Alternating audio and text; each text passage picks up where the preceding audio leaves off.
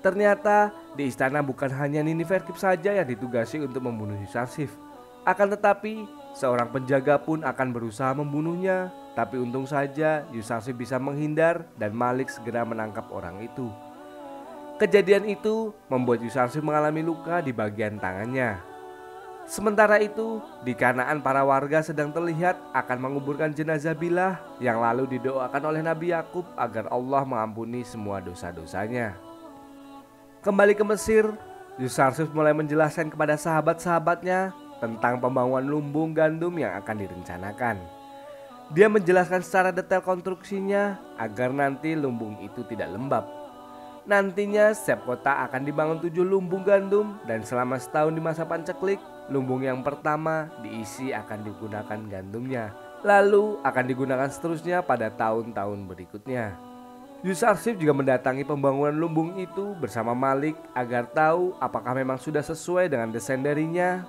Dia juga mulai berkeliling kota di seluruh Mesir agar bisa cepat terselesaikan sebelum masa subur datang. Zulaiha yang mengetahui Yusarsif pergi ke kota lain merasa gelisah karena dia tidak akan melihatnya dalam waktu yang lama.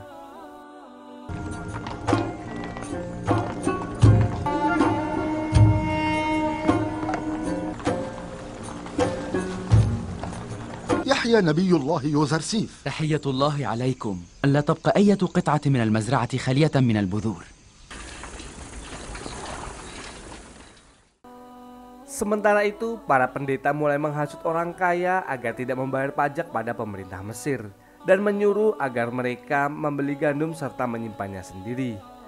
Akan tetapi, para orang kaya tidak mau repot dan lebih memilih membayar daripada menyimpannya sendiri. Bukan hanya orang kaya, para orang miskin yang sedang memanen gandum pun dihasut oleh pendeta jika mereka seharusnya menyimpan gandum itu sendiri dan tidak menyerahkannya kepada pemerintah Mesir. Pendeta itu mengatakan bahwa mungkin saja Yusarsif membohongi mereka dan tidak akan menyerahkan gandumnya pada saat panceklik nanti. Akan tetapi orang miskin itu percaya jika Yusarsif adalah orang yang baik dan bisa dipercaya. Singkat cerita, masa subur pun akhirnya tiba dengan ditandai hujan yang sangat lebat di Mesir. Akhnatun percaya bahwa hujan akan turun di Mesir seperti apa yang sudah diramalkan oleh Yusarsif.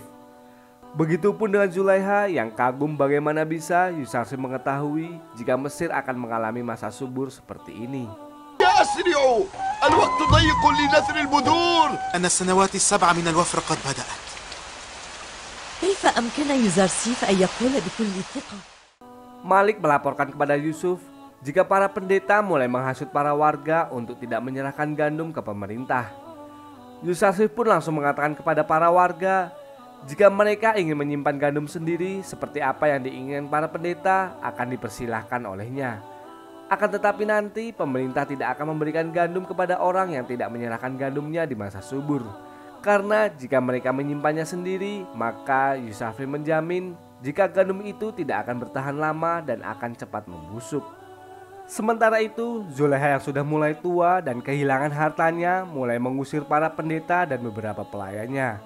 Karena dia sudah tidak mampu untuk menghidupi mereka semua.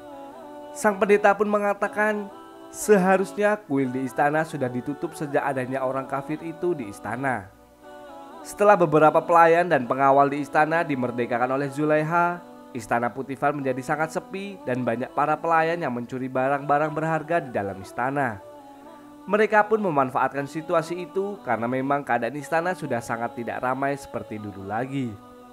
Para pelayan yang ketahuan pun segera disidang di hadapan Zulaiha dan untungnya mereka segera dibebaskan karena Zulaiha sudah tidak mau lagi menghukum seseorang. Dia juga berpikir jika penderitaannya masih belum cukup karena langit terus memberikan bencana kepadanya. Setelah itu Zulaiha mengunjungi kamar para budak yang dulu sering dikunjungi oleh Yusarsif.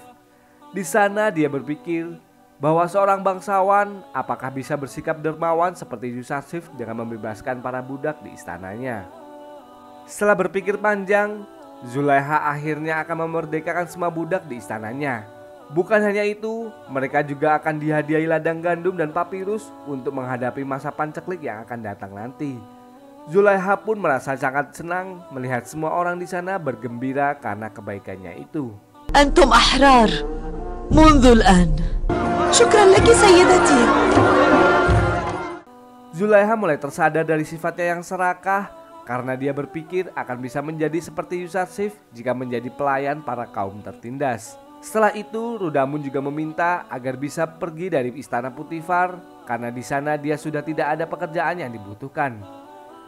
Dia akan berniat pergi ke tempat para tentara Mesir yang akan membutuhkan kekuatannya lagi.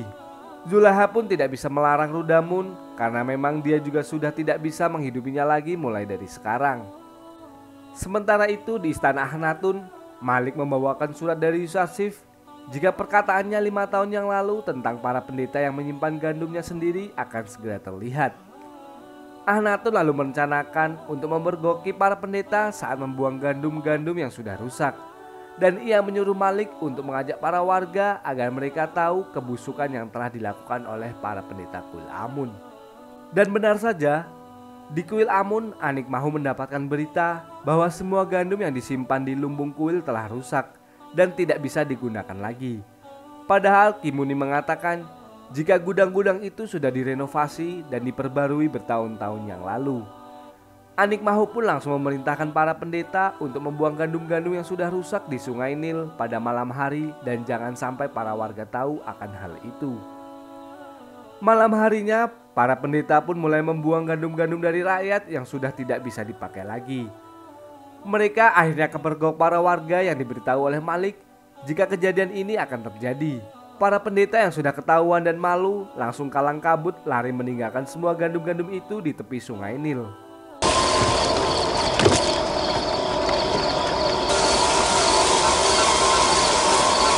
هاي ما الأمر هناك؟ ما الذي تفعلونه؟ لستم أنتم المشفقين على الناس أم أنكم أعداؤهم؟ ساء الأمر كثيرا. لم أتوقع أن تصدق نبوءة يوزرسيف.